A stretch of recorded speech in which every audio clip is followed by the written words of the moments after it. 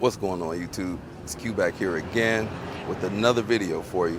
In today's video, I'm here with the 2025 Honda Civic, and this is the hybrid, the sport trim. So this Civic Hybrid is painted in meteorite gray, and this one, which is already spoken for, sold. These things are going like hotcakes. This is urban gray, not to be confused with Sonic gray. Slight differences. This is more of a natural gray, medium gray. This one has a blue hue to it. But this is going to be the car that we're going to be reviewing in meteorite gray because nobody's bought it yet. This will sell really fast. But looking around, I see a couple new things. Got a little bit more aggressiveness in the front. Civic Type R inspired, most likely fake vents. Black wheels, black mirror caps. See a sunroof on there. So you can get the sport, the hybrid in two different trims. Got the sport and the sport touring. This is going to be the base model for the hybrid. And this is going to bring a lot to the table. So what might we bring to the table besides that sweet new hybrid? So gone is the 1.5 liter turbocharged for the basic Civics. You're still going to get that in the Civic Si, which is also updated for 2025. But this is going to get the 2 liter. And the 2 liter made it to this Civic is going to be hybridized. We're going to talk about that because that's what this video is about, the hybrid. So kick back, relax. Don't forget to like, comment, subscribe, hit the bell, browse the channel. Let's jump into it.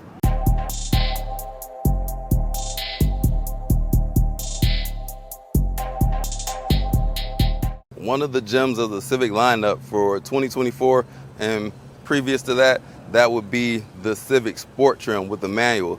Gone is the manual. They did away with the manual. You got to get an SI to get the manual or a Type R. But back to the sport trim with the hybrid. Let's see what the engine's looking like. See that orange tubing? Hybrid, electrification. That's what it's going to be. But the numbers on this Civic is going to be earth-shattering. Y'all remember they used to have earth jeans, but this ain't none of that. This is hybridized. And the power output is going to be huge. It's going to be on par with the SI now. So we're going to get 200 horsepower, but the torque is going to be up big time. The torque is going to be 232 pound-feet of torque. So that should feel quite different. It should feel more powerful than the SI as well, but we're going to see. But this is going to be made to a CVT, front-wheel drive only. And for a car that's less than $30,000, this is, I don't know if it's the cheapest hybrid on the market, but it's got to be one of the cheapest ones. This one's going to be coming in at $29,845 for a hybrid. So this hybridized powertrain is going to get you 50 miles per gallon in the city and 47 on the highway. That's a huge jump from what it used to be. Nice increase with this powertrain to it. With the reliable 2 liter engine. I like it because it revs a little bit more, but the hybridized is going to be a little bit different. We're about to drive it in just a moment here, but let's take a look around and see what we got here. The trunk, this is the sedan. You can get it in the hatchback as well. It's going to be quite a large trunk. And if you haven't, go check out the rest of my Civic videos. Done a Civic review on pretty much every flavor of the Civic from this generation, but 2025 this is going to be the first one. So I think it's the best car in the class for the price, especially driver engagement, comfortable. It's not an econo box. It's very nice for what it is. Back seat is going to be spacious. And since this one is a, dare I say, poverty spec version of the hybrid, it's going to have the cloth seats. What is it like getting back here? Ain't going to be too shabby. Barely scrape my head. Ample headroom, got 2 to 3 inches above my head. No vents, no USB plugs back here. That's about it. So the weight savings on the Civic Si might make it be more sporty. Which one should you get? I don't know yet. I need to drive them back to back. Might do that in the future video. But it's going to have, adding a hybrid is going to add more complexity, more weight to it. So you do get more power, but that's going to bring more weight about it too. In the front, do have the seats, cloth seats. Nice little design to it. Close the door, it's loud outside.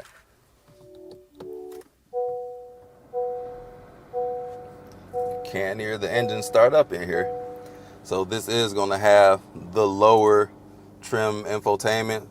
Not sure if you guys remember the Civic Sport that I did. We got the buttons at the bottom. It's going to be an inch or two smaller. The other one goes out to the full extension of the screen. This is like 7 inches. The other screen might be 11 inches. The touring, the sport touring, it'll have the larger screen. This is the base model. The cluster is not fully digital. but we do have some digitalization up in there. The rest of the front cabin is going to be more of the same, much more carryover. Button on the steering wheel the same, the grade vents the same, HVAC control, they look the same. We got USB-Cs up in here now, no wireless chargers. This is the sport trim, I told you that. Got drive modes, which I'll explain while we're driving. No auto stop start, that's what it used to be right there, at least on the Integra. I had an Integra as well, folks. And we also have heated seats in here. That's nice and welcome. No heated steering wheel. Not sure if that's an option on the Civic. The sunroof, though, always nice to have a sunroof. No home link. So now that we're going around a few of the features, the exterior, let's see what it's like to drive.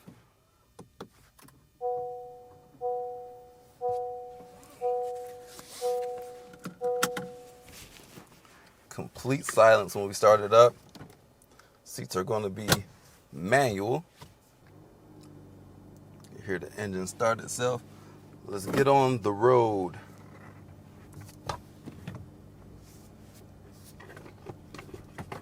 All right, got myself at the lowest setting. Fix the steering wheel. Tilting and telescopic. How the Civic is in traffic.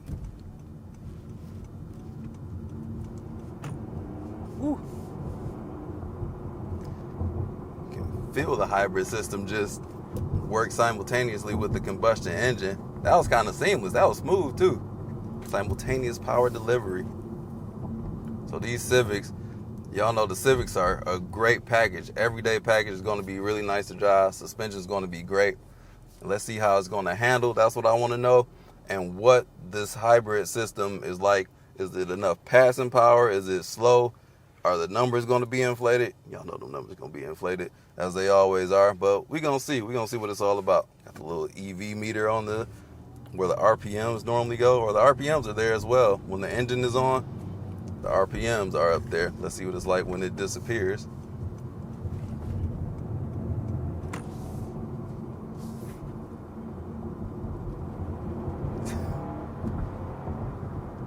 You can feel that torque push you back. This is noticeably a lot quicker than what the 2-liter and the 1.5-liter turbo is.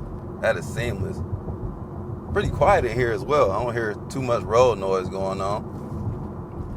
Uh-oh, light done turned red on me. Regenerative braking. Tongue twisted me. Got the body. We gonna see what it's like easing in with the EV.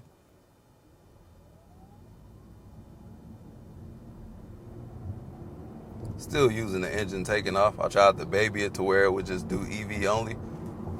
I'm not sure how that works exactly. Suspension is soaking up these bumps. This is a well-dampened car.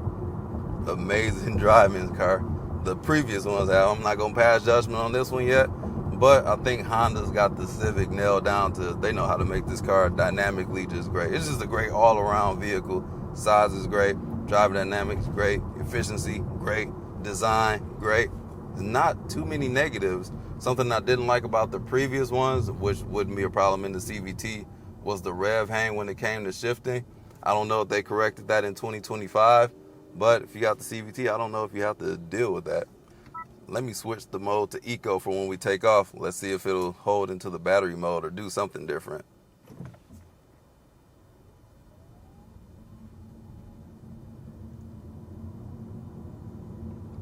I still see RPMs up there, but I gotta drive so slow to get it to stay in EV mode only. Maybe it's gonna do more EV driving at higher speeds, but I can see the RPM meter around a little less than 2,500 RPM. CVT keeping this thing low. Now I dipped into EV mode. Play by play, guys. Crank it up to normal. Felt no differences when I get on the highway. You know I'm going to sport mode. And I don't recall seeing sport mode on previous years on the sport model Honda, which is kind of crazy. Let's go. Crank it up to sport. Heard the engine rev automatically.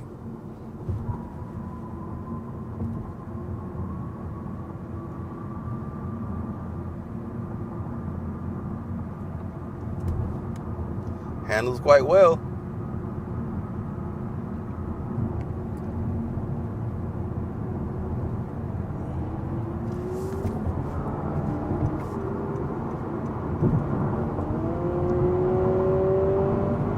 dang, we at the speed. All right. That wasn't bad at all. We get down to business in this hybrid. Okay, I see you. I see you. Now let's drop it down to 60. See if we got adequate power to pass. I feel a little bit of bump in my back. So we got some power to pass. That is fantastic. See, sport mode want to hold those revs up in the CVT power band.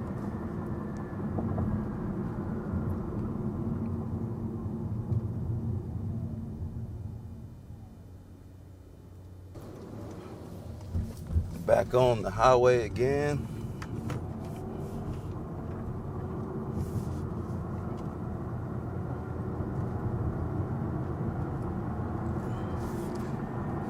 Back up to sport mode.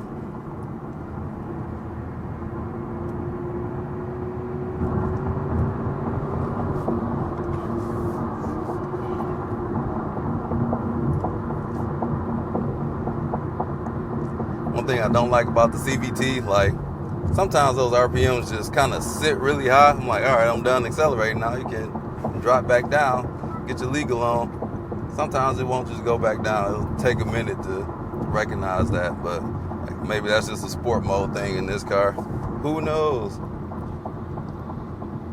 But handling has not gone anywhere. It still handles beautifully, and now it's got more power. This might be the one to buy over the SI. I don't know. If you don't have to have a manual and you want the added efficiency of this hybrid, woo, that's a winner. Especially if it's getting 50 miles a gallon in the city. That's a game changer right there, at least for Honda. They finally brought it over to the States. This car was, I think it was available in Europe for some time. They finally brought it to the States, which they should have been had over there. Ignore the trip computer. It says 18.8 miles per gallon. This car only got 7 miles on it. Had 3 when I first got into it. So, brand new car, and it's been sitting idle for, it's straight from the plant. I think I'm the first person to drive this car, really. Straight from the plant at those 3 miles. You get a couple miles in the plant. But yeah, this car is a complete package. Now they threw in efficiency. It was already fun to drive, and it was already somewhat efficient with the naturally aspirated engine. Even the turbo. A lot of people get high mileage with the 1.5 liter turbo, but this is a whole other level of efficiency right here. Kudos to Honda for making it still engaging to drive without the manual. I would love to see one of these with a manual. Maybe they'll offer one in the future. I doubt it, just being realistic there, but thoroughly impressed. Oh, we have the paddle shifters too. I don't like paddle shifters in EVT or CVTs. It's not my thing. We'll test it out in just a second here before I wrap it all the way up. Got some weird arrows that show up when I do the, oh, is this the efficiency of the, I don't know what the heck these paddle shifters are doing. I need a tutorial. Am I in normal mode? I was in normal mode. See if it does that in economy mode. So it looks like it's dropping how soon it cuts the engine on, because the green little lever on there is kind of dropping lower. I don't know. I'd just rather leave it alone. Let it do its thing. I'd like to give a huge shout out to Southgate Honda. Special shout out to Mike for giving me some seat time in this Honda Civic Hybrid. Thank you very much. Pleasure to deal with. If you're interested in one of these are going to sell like hotcakes. The other one is already spoken for. And the other one I was going to review a couple weeks ago came on the lot so like instantly. So if you're looking for one of these, holler at Southgate Honda. They are hot buyers. Like, people are very interested in these cars and thoroughly impressed with them as well, as they should be. This first drive on here, I'm impressed myself. So check them out. I'll drop their website down in the description so you can check them out, see what their inventory is like. They got one of the largest Honda inventories here in Southeast Michigan. But that's all I got to say about that. Hope you enjoyed today's video, and remember to drive safe out there, everybody. Peace out.